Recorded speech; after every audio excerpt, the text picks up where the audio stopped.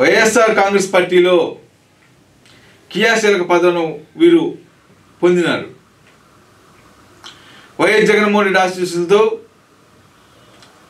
పార్టీని ఓ పక్క అభివృద్ధి చేస్తూ ప్రజా సంక్షేమం కోసం కృషి చేస్తున్నారు. వైఎస్ఆర్ కాంగ్రెస్ పార్టీ ఆవిర్భావం రోజు నుంచి నేటి వరకు కూడా పార్టీ అభివృద్ధి కోసం ధ్యేయంగా పనిచేస్తున్నారు. ప్రజా సేవలో ఉంటే పదవులు వాటంతా అవే వస్తాననడానికి వీరే నిదర్శనం. పదవుల కోసం పోకులాడితే పదవులు రావు, ప్రజలు ఏంటో నడిస్తే పదవులు అవే వెతుక్కుంటూ వస్తాయని చెప్పవచ్చును. వైఎస్ జగన్మోహన్ రెడ్డి ముఖ్యమంత్రి అయిన తర్వాత వీరికి ఎంతో కీలకమైన ప్రపంచ పక్కా చెందిన తిరుమల తిరుపతి వెంకటేశ్వర స్వామి దేవస్థానం బోర్డు సభ్యులుగా నియమించబడ్డారు. వారే తిరుమల తిరుపతి దేవస్థానం బోర్డు సభ్యులు మేకా శేషబాబు. ఈరోజు మేకా శేషబాబు గారి గురించి తెలుసుకుందాం. మేకా శేషబాబు గారు గతంలో ఎమ్మెల్సీగా సేవలందించినారు. అద్భుతమైనగా ఎమ్మెల్సీగా సేవలందించినారు. ప్రజల వద్దకు ఎల్లప్పుడూ ఉంటూ ప్రజాసేవ పరమావధిగా భావించి ప్రజల హృదయాల్లో సుస్థిర స్థానాన్ని ఏర్పరచుకున్నారు. అంతేకాకుండా పశ్చిమ గోదావరి జిల్లాలో వైఎస్ఆర్ కాంగ్రెస్ పార్టీని తిరుగులేని స్థానానికి తీసుకెళ్ళినారు. ఏ స్థానానికి తీసుకెళ్లారంటే ఆ జిల్లాలో పవన్ కళ్యాణ్ని ఓడించడంలో కూడా పవన్ కళ్యాణ్ జనసేన పార్టీ అధ్యక్షుడిగా ఉండి సామాన్యమైన కార్యకర్త చేతులు వైసీపీ పార్టీ కార్యకర్త చేతులు ఓడిపోయటం అంటే ఎంతో నామతి చెప్పవచ్చు. పవన్ కళ్యాణ్ ఓటమిలో కూడా వైసీపీ పార్టీ గెలుపులో కూడా వీరి పాత్ర ఎంతే నేను చెప్పవచ్చును. అందుకే జగన్మోహన్ రెడ్డి వీరి సేవలను గుర్తించి తిరుమల తిరుపతి దేవస్థానం బోర్డు సభ్యులుగా నియమించడం జరిగింది. అంతేకాకుండా మేకా శేషబాబు పార్టీ అభివృద్ధి కోసం అనునిత్యం కృషి చేస్తున్నారు. పశ్చిమ గోదావరి జిల్లాలో అత్యధిక స్థానాలను మళ్ళీ కైవసం చేసుకొని 2024 ఎలక్షన్లో వైఎస్ జగన్మోహన్ రెడ్డి గారికి కానుక ఇవ్వడానికి కూడా సంసిద్ధంగా ఉన్నారు. ఇప్పటికే ఉమ్మడి పశ్చిమ గోదావరి జిల్లా వ్యాప్తంగా పర్యటిస్తూ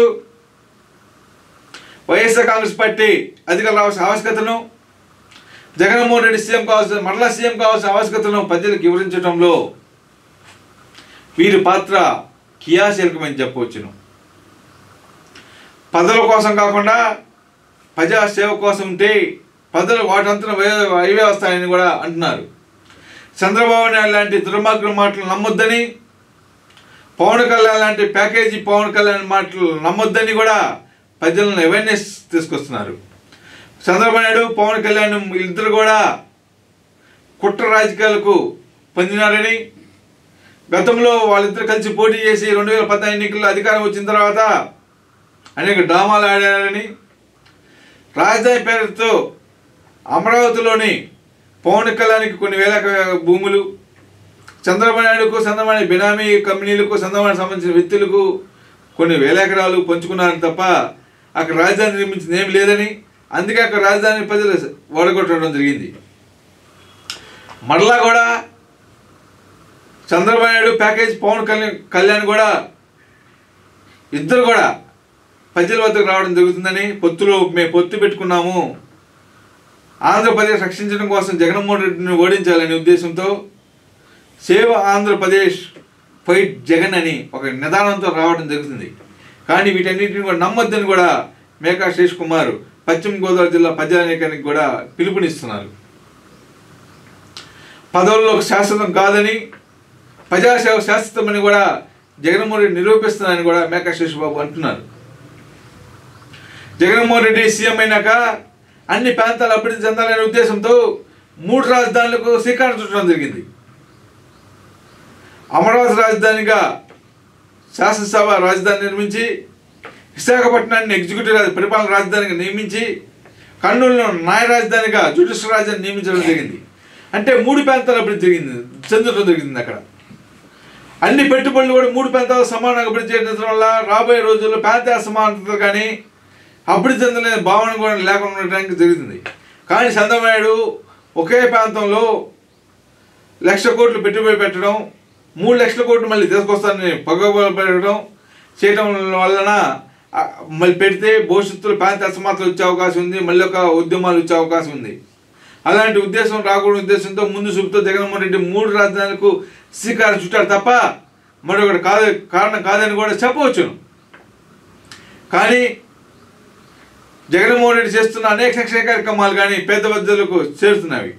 అందులో ముఖ్యమైనది వాలంటీర్ వ్యవస్థ ద్వారా ప్రజల వద్దకు వెళుతూ ఆ కుటుంబానికి కావాల్సిన అనేక సంక్షేమ పథకాలు కానీ అందించడంలో వాలంటీర్ వ్యవస్థ కీలకమైందని చెప్పవచ్చును. ఈ వాలంటీర్ వ్యవస్థను చూసి అనేక రాష్ట్రాల్లో కూడా ప్రవేశపెట్టడం జరిగింది. తమిళనాడులో ముఖ్యమంత్రి స్టాలిన్ కానీ, పశ్చిమ బెంగాల్ ముఖ్యమంత్రి మమతా బెనర్జీ కానీ, ఒడిశా ముఖ్యమంత్రి నవీన్ పట్నాయక్ కానీ, త్వరలో ఢిల్లీ ముఖ్యమంత్రి కేజ్రీవాల్ కూడా ప్రవేశపెడతాను వాలంటీర్ వ్యవస్థను అని చెప్పారంటే ఎంతో మనం గర్వపడాల్సిన అవసరం ఉంది. ఉదయాన్నే అవాతాతలకు పోస్ట్ తారీఖునే పెన్షన్ వచ్చే విధంగా చర్యలు తీసుకోవడం జరిగింది. వాళ్ళ ఇంటికి వెళ్ళి నిద్ర లేపి పింఛన్ ఇస్తున్న ఘనత ఒక జగన్మోహన్ రెడ్డికి దక్కిందని చూడడంలో ఏమాత్రం అనుమానం లేదు. ప్రజల వద్దకు గడప వద్దకు పాలన అందిస్తున్న జగన్మోహన్ రెడ్డికి ప్రజలంతా కూడా అండదండగా ఉన్నారు. ఆంధ్రప్రదేశ్ వ్యాప్తంగా కూడా ప్రజానికం మొత్తం కూడా జగన్మోహన్ రెడ్డి పాలన వైపు చూస్తున్నారు. జగన్మోహన్ రెడ్డి ద్వారానే అభివృద్ధి సాధ్యమని భావిస్తున్నారు. జగన్మోహన్ రెడ్డి ద్వారానే అనేక కొత్త సంక్షేమ కార్యక్రమాలు రాబోతున్నాయని కూడా ఆశిస్తున్నారని కూడా మేకా శేషబాబు తెలియజేస్తున్నారు. ఉమ్మడి పశ్చిమ గోదావరి జిల్లాలో కూడా పార్టీ ఎంతో అభివృద్ధిగా ఉందని, పదవులు అన్నీ కూడా అన్ని సామాజిక వర్గాలకు చెందే విధంగా కూడా ఇవ్వడం జరిగిందన్నారు. అనేక పదవుల విషయంలో కానీ అనేక నిధుల విషయంలో కూడా అన్ని ప్రాంతాలకు, అన్ని కులాలకు, అన్ని మతాల వారికి కూడా సమాన న్యాయం జరిగిందంటే అది ఒక జగన్మోహన్ రెడ్డి పాలన జరిగిందని కూడా మేకా శేషబాబు అంటున్నారు. చంద్రబాబు నాయుడు కానీ, ప్యాకేజ్ పవన్ కళ్యాణ్ కానీ, లోకేష్ బాబు కానీ ఎన్ని కుట్రంతరాలు చేసినా కూడా జగన్మోహన్ రెడ్డిని ఓడించడం వాళ్ళ తరం కాదని కూడా చెప్పవచ్చును.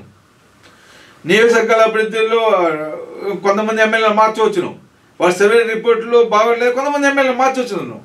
కానీ అంత మాత్రాన ఏదో అయిపోయింది, జగన్మోహన్ రెడ్డి పాలన పని అయిపోయింది, జగన్మోహన్ రెడ్డి పాలన పని అవినీతి వచ్చింది, జగన్మోహన్ రెడ్డిని ఓడించడానికి 10 కంకణబద్దులు ఉన్నారని చంద్రబాబు నాయుడు కానీ పవన్ కళ్యాణ్ కానీ అనేక సభలో ప్రసంగిస్తున్నారు.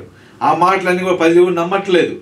దానికి కారణం ఏంటంటే వీళ్ళకి ఇద్దరు పని అయిపోయింది కాబట్టి వీళ్ళు ఏదో వాగుతున్నారని కూడా అంటున్నారు తప్ప వీళ్ళిద్దరి గురించి పట్టించుకున్న నాదుడే లేడు ఆంధ్రప్రదేశ్ ప్రజానికం కూడా. అందుకనే మళ్ళా జగన్మోహన్ రెడ్డి వైపునే ప్రజలు ఉన్నారని కూడా చెప్పడానికి మనకి ఉంది. జగన్మోహన్ రెడ్డి ఏ పథకంపై ప్రవేశపెట్టినా అది ప్రజల వద్దనే ప్రవేశపెడుతున్నారు. ఆనాడు చంద్రబాబు నాయుడు ఏ పథకం ప్రవేశపెట్టినా పారిశ్రామికవేత్తల మధ్య, పెద్ద పెద్ద బడాబాబుల మధ్య, మంత్రుల మధ్య ప్రవేశపెట్టేవాడు. కానీ జగన్మోహన్ రెడ్డి ఏ కార్యక్రమం పెట్టినా బహిరంగ సభల్లో ప్రజల వద్దకు వెళ్ళి ఇది ప్రజా పాలన, మీకోసమే నేనున్నానని ప్రజల వద్దకు సంక్షేమ కార్యక్రమాలు అందిస్తున్న ఘనత ఒక జగన్మోహన్ రెడ్డికి దక్కిందని కూడా మేకా శేషబాబు అంటున్నారు. రాబోయే రోజుల్లో కూడా ఆంధ్రప్రదేశ్ ప్రజానికి అంతా కూడా జగన్మోహన్ రెడ్డి పక్కనే ఉన్నారని కూడా చెప్పడంలో ఏమాత్రం అనుమానం లేదు. చంద్రబాబు నాయుడు ఎన్ని యాత్రలు చేసినా, బస్సు యాత్ర చేసినా, లోకేష్ బాబు పాదయాత్ర చేసినా, జనసేన అధినేత పవన్ కళ్యాణ్, ప్యాకేజీ పవన్ కళ్యాణ్ ఏ యాత్రలో వాళ్ళ యాత్రలో పాల్గొని సొంత యాత్ర చేసినా కూడా బీజేపీ అధ్యక్షురాలు పురంధేశ్వరి గారు జగన్మోహన్ రెడ్డి పాలనపై ఎన్ని ఆడంబరాలు నిరాడంబరాలు వేసినా జగన్మోహన్ రెడ్డి గారిని ఓడించడం అనేది వాళ్ళ తాతల తరం కాదని కూడా చెప్పవచ్చును. జగన్మోహన్ రెడ్డిని ఓడించాలనే లక్ష్యంతో చంద్రబాబు నాయుడు కాంగ్రెస్ పెద్దలతో షర్మిలాను వైఎస్ఆర్ కాంగ్రెస్ పార్టీలో కల్పించడం జరుగుతుంది. షర్మిలా కూడా కాంగ్రెస్ పార్టీలో చేర్పించాలని కూడా అది చంద్రబాబు ప్లానే.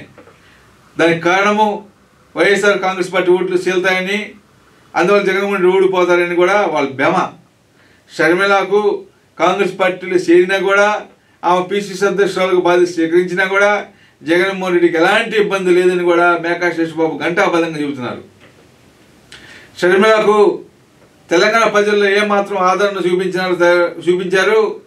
ఆంధ్రప్రదేశ్ ప్రజానీకానికి కూడా షర్మిల చేరిన కాంగ్రెస్ పార్టీకి అంత ఆదరణ చూపిస్తారు తప్ప మరి ఏముండదని కూడా మేకా శేషబాబు అంటున్నారు.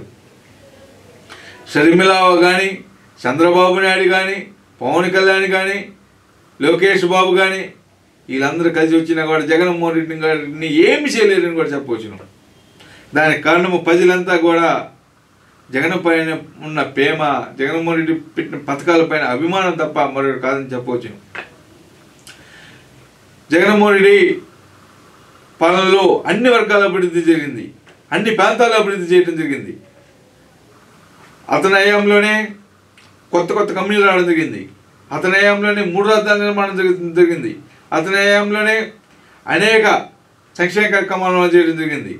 మరింతగా అభివృద్ధి చెందాలంటే జగన్మోహన్ రెడ్డి వల్ల సాధ్యపడుతుందని కూడా ఆంధ్రప్రదేశ్ ప్రజానికం భావిస్తున్నారు. కొన్ని లోటుపాట్లు ఎన్నికల ప్రక్రియలో ఉండవచ్చు, సహజం. అభ్యర్థులు మార్చడం అనేది సాధారణ విషయం. అంత మాత్రాన అది ఎన్నికల ప్రక్రియలో భాగం. అది ప్రతి ఒక్క ఎలక్షన్లో నడుస్తున్న ఒక ప్రక్రియ. అవినీతి ఆరోపణలు వచ్చినాయని కానీ, సర్వేలు బాగుండలేదని కానీ, లేక ప్రజా ఆమోదం లేదని కూడా కొంతమంది అభ్యర్థులు మార్చవచ్చును. లేకపోతే కొంతమంది అభ్యర్థులు స్థానస్థలం చేయవచ్చు, అంటే ఒకసారి నుంచి మరొక చోటికి స్థానస్థలం చేయవచ్చును. అంతంత మాత్రం ఇల్లు ఏదేదో జరిగిపోతుందని ఏదేదో అడావుడు చేస్తున్నారు తప్ప టీడీపీ పార్టీ వాళ్ళు ఆ అడావుడిని ప్రజలు నమ్మే పరిస్థితి ఏమాత్రం లేరు. మేకా శేషబాబు గారు అతనికి పార్టీలో అత్యంత కీలకమైన తిరుమల తిరుపతి దేవస్థానం బోర్డు సభ్యులుగా నియమించడం జరిగింది. తను పక్కా చెందిన శ్రీ వెంకటేశ్వర స్వామి వారి పాదాల సంత సేవ చేసే మహాభాగ్యం రావడం నా పూర్వజన్మ సుకృతమని మేకా శేషబాబు అంటున్నారు. దసరా బ్రహ్మోత్సవాలను ఎంతో ఘనంగా నిర్వహించడం జరిగింది. వైకుంఠ ఏకాదశి కార్యక్రమాన్ని కూడా మరెంతో ఘనంగా నిర్వహించడం జరిగింది. జనరల్ పోస్ట్ లాంటి కార్యక్రమాలను కూడా ఎంతో ఘనంగా నిర్వహించడం జరిగింది. వీటన్నిటికీ స్వామివారి కృప అని కూడా మేకా శేషబాబు అంటున్నారు. జగన్మోహన్ రెడ్డి తనపై పెట్టిన అత్యంత కీలకమైన బాధ్యత శ్రీవారి సంత పాద సేవ చేయటం నా పూర్వజన్మ కృపని కూడా అంటున్నారు. ఇలాంటి మహాభాగ్యాన్ని కల్పించిన ఆ ఏడుకొండల స్వామి వారికి వెళ్ళేలా రుణపడి ఉంటానని కూడా తెలియజేస్తున్నారు. సామాన్య భక్తులకు దర్శన భాగ్యంలో పెద్దపీట వేసే విధంగా సామాన్య భక్తులకు దర్శనం ఎలాంటి ఇబ్బందులు లేకుండా కూడా తగు జాగ్రత్తలు తీసుకోవడం జరుగుతుందన్నారు. కొండకు వచ్చిన ప్రతి ఒక్క భక్తుడు కూడా స్వామిని దర్శించుకొని విధంగా కూడా తిరుమల తిరుపతి దేవస్థానం వల్ల అనేక కార్యక్రమాలు నిర్వహించడం జరుగుతుందని అన్నారు. అదేవిధంగా నిత్యాన్నదాన సత్రం కూడా ద్వారా అనేక మంది భక్తులకు రోజుకి 1,00,000 మంది భక్తులకు కూడా ఉచిత అన్నదానాన్ని నిర్వహిస్తున్నాం, ఎంతో విజయవంతంగా నిర్వహిస్తున్నామని కూడా మేకా శేషబాబు తెలియజేస్తున్నారు. స్వామివారి బోర్డు నిర్ణయం తీసుకునే స్వామివారి సేవకు తీసుకునే అన్ని నిర్ణయాలు కూడా స్వామివారి కరుణ కటాక్షంతో నిర్ణయాలు తీసుకోవడం జరుగుతుంది తప్ప స్వామివారి ఇచ్చిన అద్భుత ఆలోచనలతో నిర్ణయం తీసుకోవడం తప్ప సొంతగా మేము ఏ నిర్ణయం తీసుకోవట్లేదని కూడా మేకా శేషబాబు తెలియజేస్తున్నారు.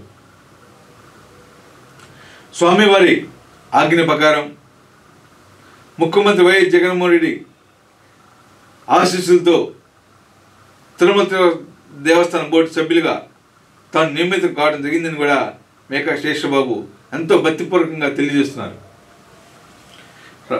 స్వామివారి ఇచ్చిన శక్తి సామర్థ్యాలతో స్వామివారి ఇచ్చిన మంచి పవిత్రమైన ఆలోచన విధానంతో ముందుకు సాగుతూ తిరుమలలోకి వచ్చిన ప్రతి ఒక్క భక్తులను కూడా దర్శనం కల్పించడం తన పెద్ద ఎజెండాగా పనిచేస్తానని, శ్రీ వెంకటేశ్వర స్వామిని దర్శించుకుంటే చాలు మహాపుణ్యంగా భావిస్తున్న ఈ రోజుల్లో శ్రీ స్వామివారి పాదాసంత సేవ చేయటం ఎన్నో జన్మల పుణ్య ఫలమని కూడా మేకా శేషబాబు ఎంతో వినయంగా ఎంతో భక్తిపూర్వకంగా తెలియజేస్తున్నారు. తాను సేవకుడిగా నియమించుకున్న శ్రీ వెంకటేశ్వర స్వామి వారికి జన్మల రుణపడి ఉంటానని కూడా మేకా శేషబాబు అంటున్నారు. తన నియామకానికి సహకరించిన గౌరవ ముఖ్యమంత్రి వైఎస్ జగన్మోహన్ రెడ్డి గారికి కూడా ప్రత్యేక కృతజ్ఞతలు తెలియజేసినారు. రాబోయే రోజుల్లో కూడా స్వామివారు ఇచ్చిన ఆ మంచి ఆలోచన విధానం, స్వామివారు ఇచ్చిన మంచి శక్తి సామర్థ్యాలతో శ్రీవారికి మరింత సేవ చేస్తానని కూడా మేకా శేషబాబు ఎంతో భక్తిపూర్వకంగా తెలియజేశారు. For more updates, like, comment, subscribe to our channel. Hey darlings, గంటని click చేయడం మర్చిపోకండి.